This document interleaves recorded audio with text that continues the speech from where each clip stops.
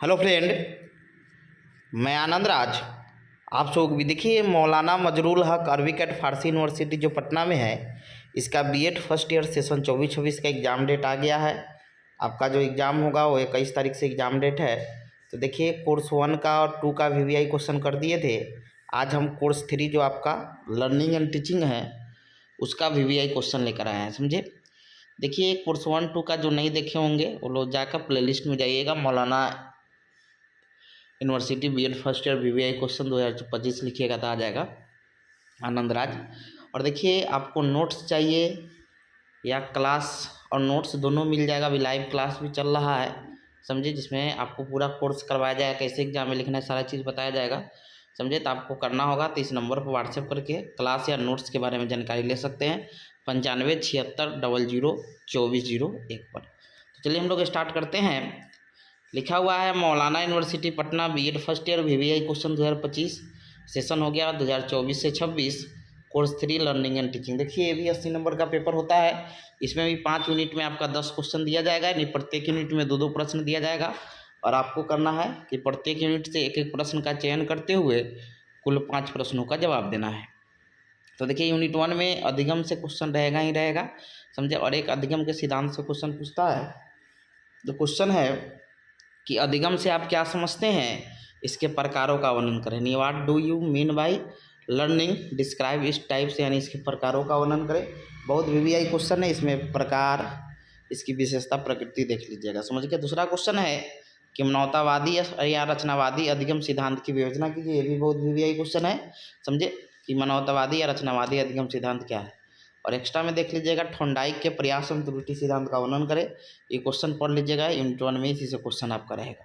अब आते हैं यूनिट 2 में। हम लोग क्वेश्चन है कि सीखने के अंतरण या इसी को ट्रांसफ़र ऑफ लर्निंग या अधिगम का हस्तांतरण को कहते हैं, को परिभाषित कीजिए और इसके प्रकारों का वर्णन करें, समझ गए। Define transfer of learning, discuss इस टाइप्स। चौथा है आपका अभिप्रेरणा से आप क्या समझते हैं। अभिप्रेरित करने के लिए शिक्षक को क्या करना चाहिए, मतलब एक छात्र को अभिप्रेरित करने के लिए शिक्षक क्या क्या कर सकता है, समझे। और एक्स्ट्रा में क्वेश्चन है कि शिक्षण कौशल से आप क्या समझते हैं, पुनर्वलन कौशल की व्याख्या कीजिए, समझे। तो 3 क्वेश्चन देख लीजिएगा आप यूनिट 2 में, ट्रांसफ़र ऑफ लर्निंग, मोटिवेशन और आपका टीचिंग स्किल। अब आते हैं हम लोग यूनिट 3 में कि शिक्षण को परिभाषित कीजिए, इसके विभिन्न चरणों को लिखें, यानी टीचिंग को अच्छा से पढ़ लीजिएगा, समझे। अगला है कि सूक्ष्म शिक्षण से आप क्या समझते हैं, माइक्रो टीचिंग।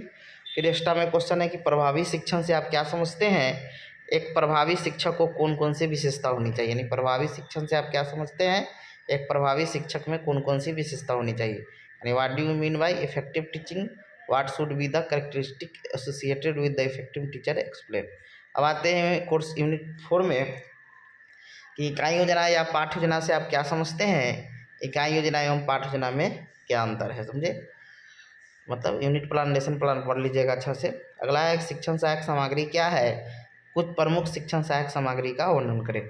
और एक्स्ट्रा में क्वेश्चन है टीचिंग लर्निंग मटेरियल, इसी को टीचिंग एड्स बोलते हैं। और एक्स्ट्रा में क्वेश्चन है कि शिक्षण एक नियोजित या योजनाबद्ध गतिविधि है, कैसे। अब आते हैं हम लोग यूनिट 5 में कि कंप्यूटर प्रवर्धित अनुदेशन को परिभाषित कीजिए, कंप्यूटर के द्वारा अनुदेशन प्रवर्धन कैसे किया जाता है, यानी कंप्यूटर मैनेज इंस्ट्रक्शन पूछ रहा है। और 10वां क्वेश्चन है निम्न पर संक्षिप्त टिप्पणी लिखे, मस्तिष्क उद्वेलन, ब्रेन स्ट्रॉमिंग, अभिकर्मित अनुदेशन, प्रोग्राम इंस्ट्रक्शन, शिक्षक एक परामर्शदाता, सुगमकर्ता एवं सह अधिगमकर्ता के रूप में, समझे। ये आपका क्वेश्चन हो गया, समझे। और आपको नोट्स या क्लास के बारे में जानकारी चाहिए तो आप इस नंबर पर व्हाट्सएप कर बहुत कम फी में आपको सारा चीज़ प्रोवाइड करवा दिया जाएगा, 9576002401 पर, समझे। तो ये चीज़ कर सकते हैं।